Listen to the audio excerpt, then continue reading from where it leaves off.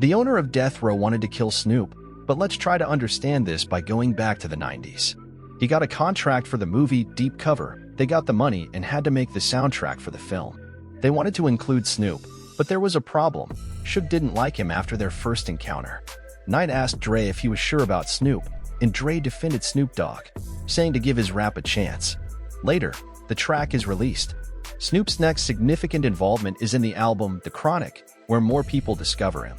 In 1993, something serious happens. Snoop Dogg could have gone to prison.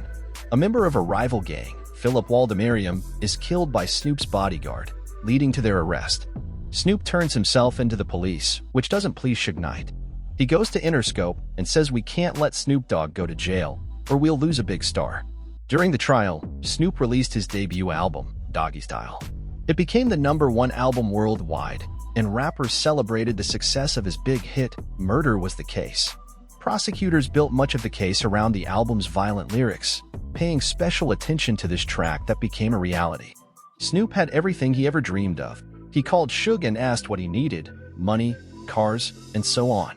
The catch was that Knight was usually the one helping everyone. Amidst the drama, Snoop Dogg was a challenge, but somehow, in court, the lawyer argued it was self-defense. The victim was a gang member, and Snoop was portrayed as the world's biggest rap star. He and his security were eventually acquitted of murder charges. However, after Tupac arrived, everything changed. He became Suge's closest associate, and Shakur needed to act swiftly. Dre, with his attention to detail and perfectionism, wasn't a good fit for him. Moreover, Dre wasn't pleased with the direction things were heading at Death Row and decided to leave the label, leaving Snoop somewhat shocked, as this decision hadn't been discussed with him beforehand. Regardless, Snoop continued working on his second solo album, while Pac and Suge claimed they didn't need Dre anyway.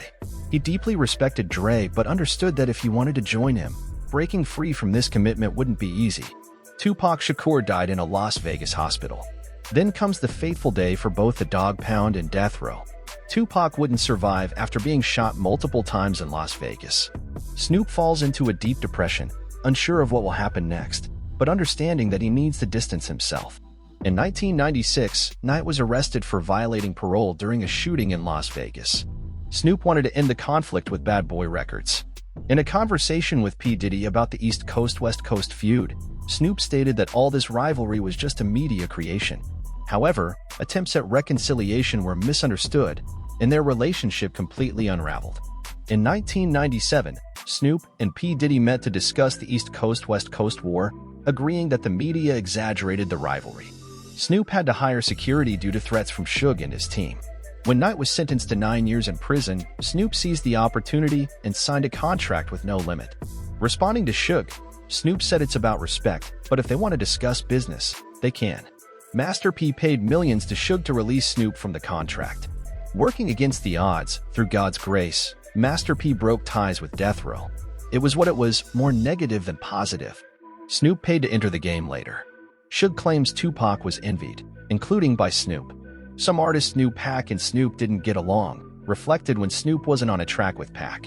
Suge says Snoop got jealous, now being the main star at Death Row, changing the atmosphere.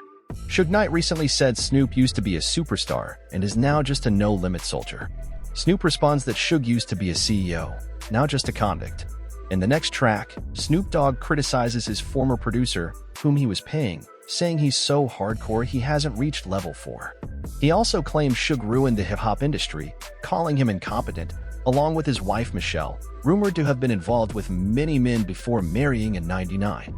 In the song, Snoop questioned Suge about why he sent his henchmen to kill him but ultimately forgave him in the end, realizing that engaging in conflict would only lead to a deadlock.